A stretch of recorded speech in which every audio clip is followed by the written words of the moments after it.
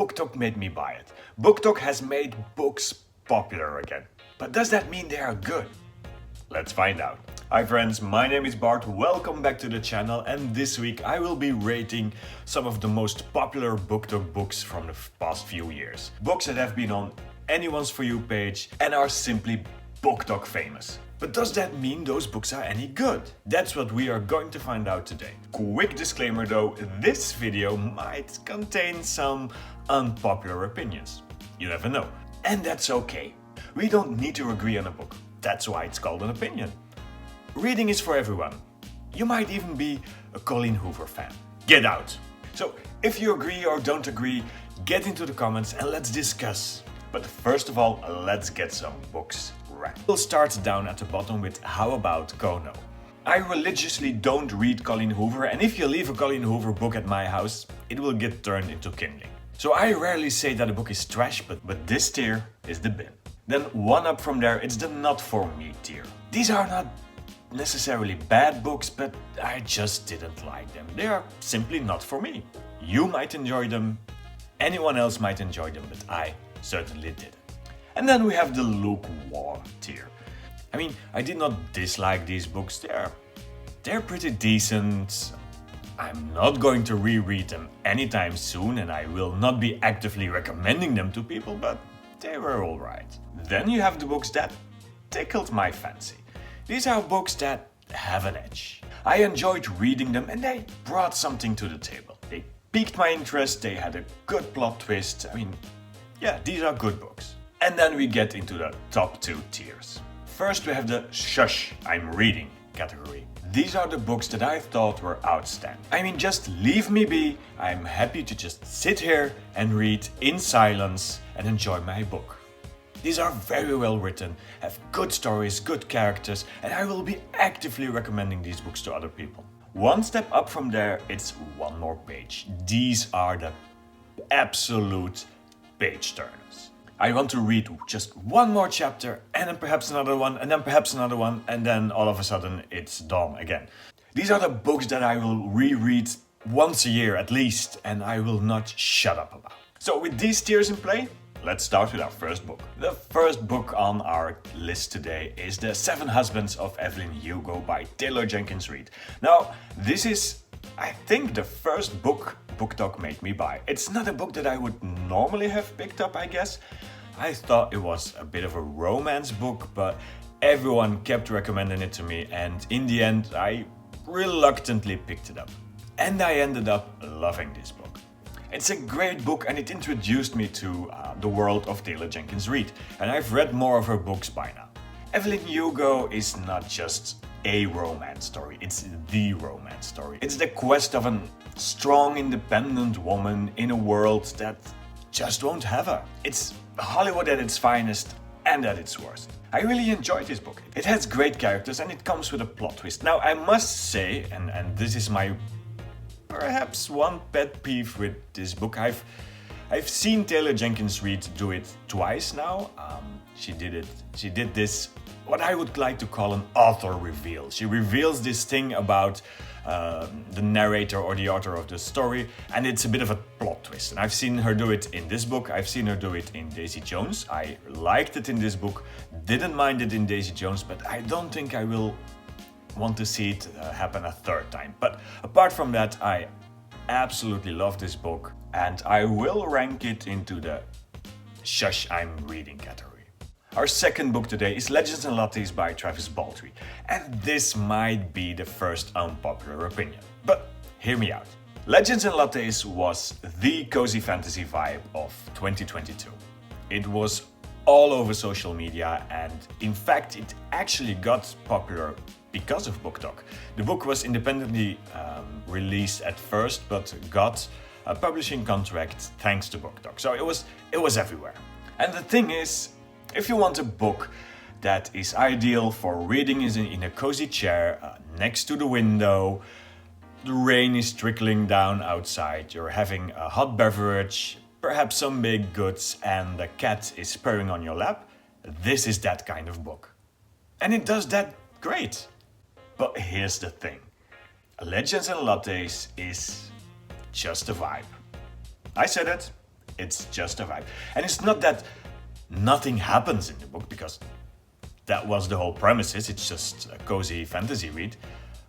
But the characters are very flat and two-dimensional. They consist of one, maybe two tropes, and that's it. They don't change, and that's their whole function in the book. So I did enjoy it as a vibe, I guess, but I think I want my books to have a bit more body than this. So that's why I'm going to rank it lukewarm, and I must say I am not at all intrigued by the second part, which is coming out somewhere this year, I guess. So lukewarm. Our third book is a Booktok classic. And I must say I owned a copy of this book long before TikTok even existed. But even today it is still everywhere. It's The Secret History by Donna Tartt. The Secret History is the quintessential dark academia book, and perhaps one of my favorite books of all. I tend to reread it once a year, and I still keep finding little nuggets of literary gold in this book. In fact, every time I reread it, I think it's a little bit better. So it's no surprise that this will be our first top-tier contestant. The Secret History is going way up there in one more page. Then we have Cleopatra and Frankenstein by Coco Mellors. Again, one of those books that has been on my For You page for a while now. And I've got an issue with this book. I mean, I liked it, I guess. It has some great character work. It's well written, it's modern, it's witty. But in all honesty, I don't know what this book is about. I guess the best description I can give is there are characters, they are very interesting, a lot of things are going on in their lives, but the book is about those characters. It doesn't really have a story, and it kept me wondering all through the book, what am I actually reading here? Now again, I did not dislike it, it's very well written, but I don't know. It intrigues me, and I think it will warrant a reread to see if I get into the book or into the story or the lack of story a bit better. So I'm not going to say this was lukewarm, because it is better than Legends and Lattes. So let's say this one tickled my fancy, and I might get back on this in a later video. Next one up is If We Were Villains by Rio. One of the three Booktok Dark Academia books. We have The Secret History, we have Babel, and now we have If We Were Villains. This one was alright. I enjoyed it. It was very well written, although I will say that it feels the least Dark Academia to me of those three. It gets some bonus points because it's all about Shakespeare, and Rio does know her Shakespeare. But I certainly enjoyed it. So this one is going up there with Cleopatra and Frankenstein. This one certainly tickled my fancy. Six of Crows by Leigh Bardugo. I know I have to tread carefully now because this franchise is really popular thanks to the Netflix adaptations as well. But here's the thing. As a standalone book, I really enjoyed Six of Crows. But you can't really read it as a standalone, I guess, because you need that world building and world explanation. Now that part is reserved for the first trilogy, the Shadow and Bone trilogy. And I don't really care for the Shadow and Bone trilogy. For two reasons. One, it's a lot of explaining and a lot of world building, but I can get over that. But my main pet peeve with the Shadow and Bone trilogy is that every character in those three books serves one purpose, and that is to support the character of Elena Starkov. They're all there because of her. While in the Six of Crows, each character works together, and they work together very well as a group, but they also have their own backstories, independently of each other. And it's so much better done than the first three.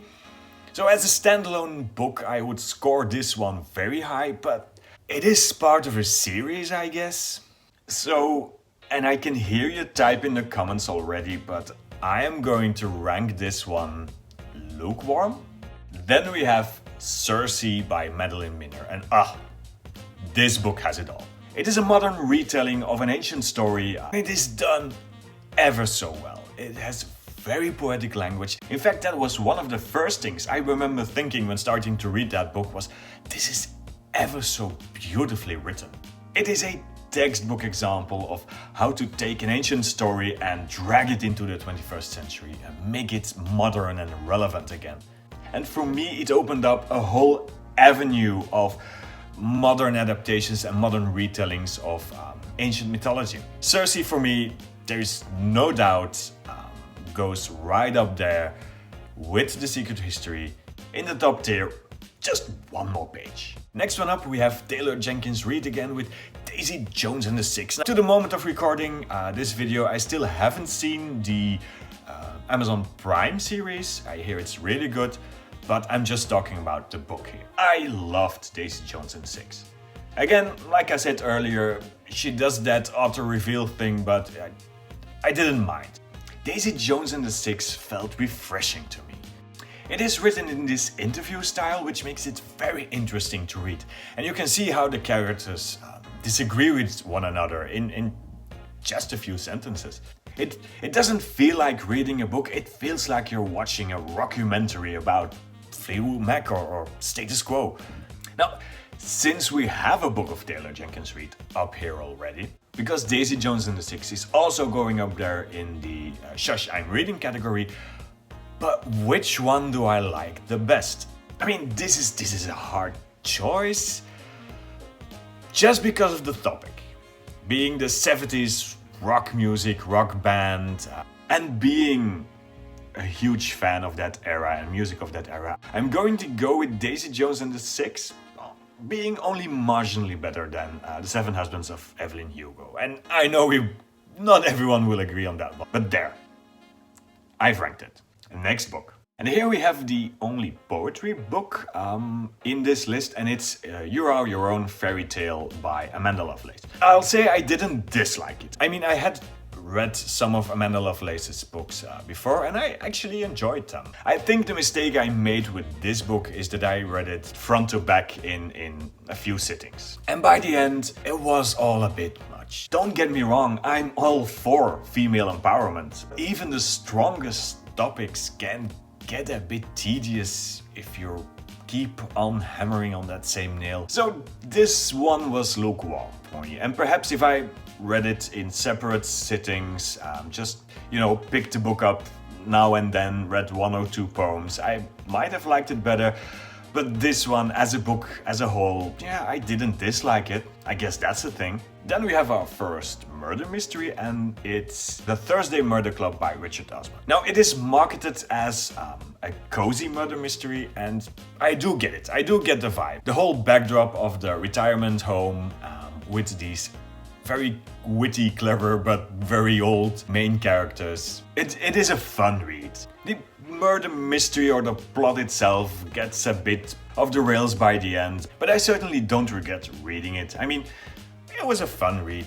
I enjoyed reading it, but on the other hand, I didn't pick up any of the other volumes as of date, so I guess lukewarm? With 500 something pages, I guess this one is the biggest book on the list, and it is Babel by R.F. Kuang.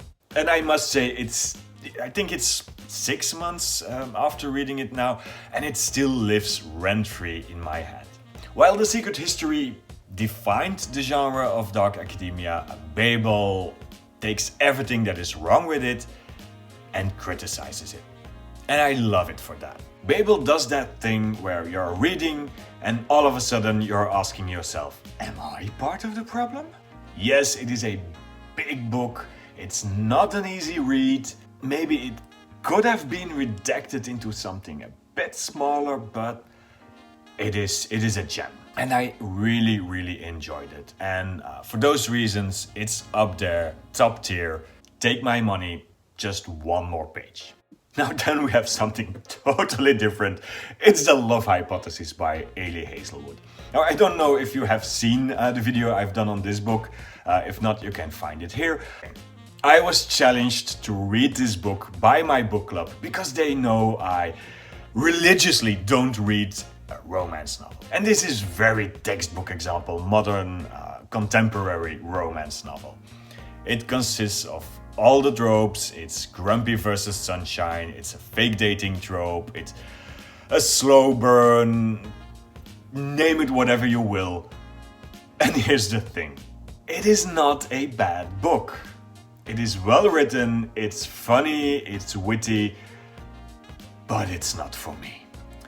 I can see the appeal. I understand why a lot of people are really into these books, and I don't judge any of you, but this is just not for me, and I'm not going to read a contemporary romance novel anytime soon.